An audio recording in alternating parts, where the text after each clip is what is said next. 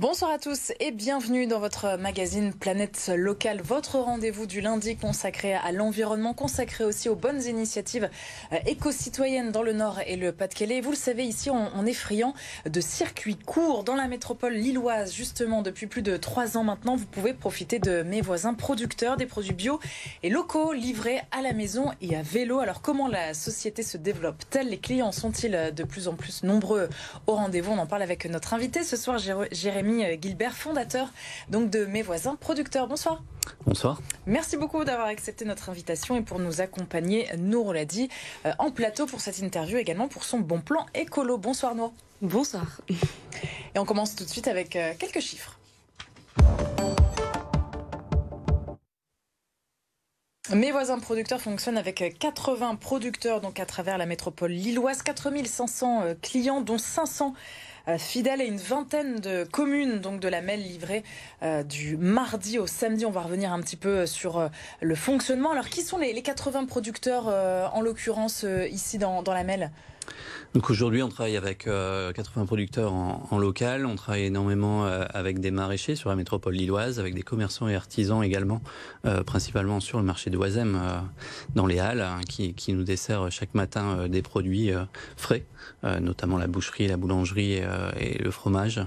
Voilà, globalement. Qui ont besoin de vous pour justement favoriser ce circuit court. Oui, aujourd'hui, je pense qu'il y a de moins en moins de monde quand même qui se déplace, notamment dû à la crise sanitaire. Et je pense qu'aujourd'hui, oui, ces commerçants ont besoin de se développer aussi via ces plateformes web, comme je le propose.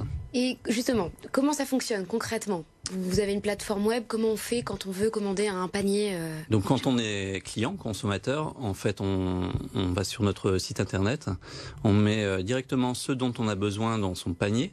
On peut commander 1 kilo de carottes, 1 kilo de tomates selon la saison, parce qu'on respecte les saisons. Et ensuite on a un minimum de 29,90 € de panier pour se faire livrer. On choisit son créneau horaire de livraison sur un créneau d'1h30 dès le lendemain, mais aussi bien dans 5 ou 6 jours. Et on se fait livrer à domicile par un coursier à vélo. On peut aussi commander, vous dites 5 jours à l'avance, mais est-ce que ça aura pas une conséquence sur le stock que vous pouvez avoir? En effet, il se peut, en fait, quand on commande comme ça en avance, comme on est sur des produits ultra frais, avec aussi, j'ai envie de dire, des saisons, parfois certains produits vont devenir en rupture et on ne peut pas délivrer l'ensemble de la commande. On l'explique au client, on lui propose soit un avoir, soit un remboursement ou un produit de substitution. Alors vous avez lancé l'activité en 2018, il y a un petit peu plus de 3 ans et demi, mais il y a eu un élément déclencheur, c'est le confinement. Oui. Pourquoi ? Tout à fait. Alors on fait partie des entreprises qui ont profité, entre guillemets, je mets ce mot entre guillemets. Pourquoi ? Aujourd'hui, c'est aussi, je pense que l'entreprise a pris tout son sens lors du confinement. On revient sur des choses qui sont locales. Ça a explosé littéralement. Ça a littéralement explosé. Ouais. On a fait plus de x12 du jour au lendemain avec la même équipe, dans le même local. À l'époque, donc c'est il y a un peu plus d'1 an et demi, on était dans un local de 40 mètres carrés. Aujourd'hui, on est sur 600 mètres carrés développés, donc 1300. Dans le quartier Moulin, dans le quartier Moulin à Lille. Avant, on était aux Mines de l'Homme dans un incubateur de alimentaire. Ça a vraiment complètement explosé avec des grosses journées. Oui. Comment vous avez géré tout ça? Parce que c'est très bien pour l'activité. Je pense mais... avec beaucoup de courage, toute l'équipe, je pense, était investie d'une mission de servir le plus grand nombre avec ces produits. On était réellement investis. Comme le président le disait, on était en guerre. Ouais, c'est ça. Nous faisons le maximum. Je me rappelle m'être levé très très tôt, le premier jour du confinement. On a dû commencer la journée à 4h du mat et je l'ai fini à minuit et demi. Ah oui, quand même. Oui, c'était des grosses journées. On n'était pas forcément organisé pour réussir. On a réussi à livrer toutes les personnes qui commandaient. Par contre, on était victime de notre succès, c'est-à-dire que en 15 minutes, l'ensemble de notre stock et ce que pouvaient nous livrer nos producteurs en direct était épuisé. Et on avait 15 jours d'avance. C'est-à-dire que quand on commandait, on était livré 15 jours avant, alors que la promesse est de livrer dès le lendemain. Et toutes ces personnes-là qui étaient là pour commander, est-ce que vous avez pu les conserver dans votre base de clients? Oui, on a encore beaucoup de clients qui nous ont connus par le confinement et justement nous remercient d'avoir connus à ce moment-là. Quand je dis beaucoup, c'est un peu plus de 40% de la clientèle qui était lors du confinement est encore là. Ok. Voilà. Parce que c'est ça le grand défi, c'est de les fidéliser quand même. Le grand défi, c'est de les fidéliser. Après, c'est pour le coup, notre qualité de produit, qualité de service est assez au top. Et c'est-à-dire que les clients, quand ils passent leur première commande, ils passent rapidement à la seconde commande. Ce qui est plus dur, en fait, c'est de se faire connaître, de tester. C'est-à-dire quand on ne connaît pas, de passer à la première commande. De C'est ça changer le les plus habitudes compliqué. aussi. Voilà. D'une personne Ouais. qui va faire ses courses au supermarché ou même au marché en physique. Et ça, comment vous arrivez à peut-être pas les convaincre, mais au moins les Je pense que ce qui est le plus difficile pour une personne qui est de l'autre côté de l'écran, en fait, c'est de comprendre qu'elle va pas choisir elle-même les produits, mais que nous allons les choisir à sa place. Et c'est là où nous, on doit vraiment être au top sur la qualité des produits, et c'est ce qu'on fait chaque jour, c'est de livrer des très bons produits, à la fois en qualité nutritionnelle, mais aussi environnementale, parce qu'il y a tout un volet environnemental sur notre entreprise. Le vélo, Et justement, c'était important voilà, c'est ça. pour vous quand vous avez eu cette idée de Mes voisins producteurs, Oui. une livraison le soir pour permettre à ceux qui travaillent de récupérer Tout à fait, en fait. L'ADN de l'entreprise, c'était de minimiser son empreinte carbone. Ça passe par le vélo. Moi, je suis passionné de vélo. C'est aussi un argument qui permet d'aller super rapidement d'un point A à un point B sans rajouter de congestion dans la ville. Et on n'est pas victime des bouchons comme on peut le voir sur la métropole lilloise tous les soirs. Toutes les livraisons sont faites à vélo, exclusivement maintenant. Alors, 100% des livraisons sont faites à vélo, avec une toute petite exception sur les villes lointaines. Il nous arrive parfois de livrer en véhicule électrique. Comme où? Comme Tourcoing ou Roubaix, Bondu. C'est une nouvelle commune qu'on vient de développer. L'idée étant d'arriver à une masse critique. Et ensuite d'ouvrir un hub sur cette zone un peu éloignée. Vous aimeriez vous étendre où aussi dans la région? On aimerait ouvrir rapidement sur Arras. En région, et ensuite hors région dupliquer le modèle sur Reims ou Strasbourg. À part du bio, peut-être on avait une question. Oui, voilà, c'est pour savoir, parce que vous nous parliez du bio. Alors, quelle part ça représente dans ce que vous pouvez proposer sur votre site? Aujourd'hui, sur Mes voisins producteurs, vous allez retrouver à peu près 80% des produits en bio. 100% des produits sont bio sur le fruit et légumes, et après vous allez en retrouver dans d'autres catégories. Pourquoi ce choix de faire que du bio? Alors pourquoi ce choix? Alors c'est un choix, pour le coup c'est un de mes choix, dans le sens où moi, quand j'entends à l'extérieur dire c'est raisonné, je pense qu'il faut... Je ne suis pas forcément d'accord avec ce discours.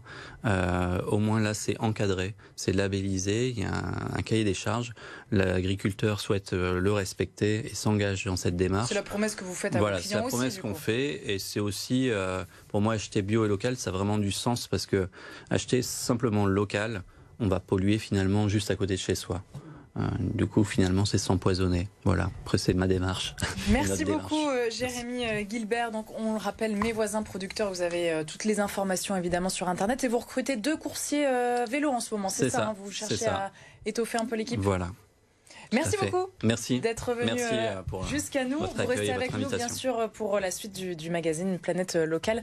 On continue avec le bon plan de Nour. Et ce soir, on parle des produits ménagers. Bientôt, sachez-le, un Toxiscore sur les produits ménagers que vous retrouvez en rayon un petit peu partout devrait être mis en place. Ils vont permettre en fait de classer ces produits selon leur nocivité. Plusieurs organismes comme par exemple Santé publique France vont être saisis d'ici la fin de l'année. Donc pour élaborer la méthodologie de cette nouvelle étiquette, on aura bien sûr l'occasion de vous en reparler, Nour. Ils sont essentiels, évidemment, ces produits ménagers à la maison, et souvent ils sont épinglés, on peut le dire. Oui, tout à fait, parce que seuls 10% d'entre eux seraient de bonne qualité. Selon 60 millions de consommateurs, l'association a établi une liste de ceux à proscrire, d'autres à privilégier. Et sur les produits testés, eh bien, près de la moitié sont dangereux, voire très dangereux pour la santé et l'environnement. On le sait, ils contiennent de nombreuses substances toxiques qui peuvent avoir des effets néfastes sur notre santé, nos poumons, notre peau, mais aussi mauvais pour la planète. Ces produits d'entretien sont à l'origine d'une pollution de l'air, de l'eau, des sols, au moment en fait où on les rejette dans les eaux usées, par exemple domestiques. Mais heureusement, il existe plein de façons de faire son ménage proprement et sans polluer. Avec des produits naturels comme par exemple le bicarbonate de soude, bien utile ça. Exactement, très bon allié qui décape, nettoie, désodorise. Le vinaigre blanc aussi, c'est désinfectant, anti-calcaire, parfait pour faire briller tous les ustensiles de sa cuisine. Autre produit aussi très utile, le savon noir, le marc de café ou encore le citron. On peut y ajouter des huiles essentielles pour donner l'odeur qu'on souhaite, voilà, une odeur agréable. Il y a plein de recettes très sympas, assez simples à préparer. Par exemple, pour nettoyer vos vitres, vous mélangez un peu de vinaigre blanc, d'eau déminéralisée et de l'huile essentielle de citron. Ça suffit amplement. Pour la lessive aussi, on peut très facilement se passer des gros bidons qu'on achète en supermarché. Alors voilà, ces produits sont faits maison, mais si vous ne savez pas trop comment vous y prendre, il y a bien sûr Internet, mais vous avez aussi pas mal d'ateliers, comme on les appelle do it yourself, dans de nombreuses villes de la région. Si vous n'avez pas envie de mettre à la main la pâte, il existe même des marques qui vendent déjà des produits éco-responsables. Il y en a même des locales. On vous avait déjà parlé de Mutine. C'est une marque basée à Villeneuve-d'Ascq qui existe depuis à peu près plus d'1 an. Ils vendent de la lessive, du liquide vaisselle, du spray ménage, bref, il y a de tout et c'est distribué en magasin bio ou en vrac et aussi disponible en ligne. Merci beaucoup. Vous ne faites pas de produits ménagers, mais des cosmétiques, ça se développe bien ça ? On fait également des produits ménagers. Vous en On vend faites également aussi. la marque Mutine de Romain et Guylaine. On vend aussi des copeaux de savon pour faire tout ce qui est pour produits faire- ZD Comme quoi. et produits do it yourself. Et on vend aussi des cosmétiques, notamment de Roubaix. Voilà. Ok. Merci beaucoup à tous les deux. En tout cas, demain, on se retrouve bien sûr pour parler économie et business dans votre magazine Hauts-de-France Business avec notre invité demain. Donner une seconde vie à des matières destinées à être jetées pour en faire des bagages. Tiens, c'est l'idée de la marque Saint-Lazare basée à Lille.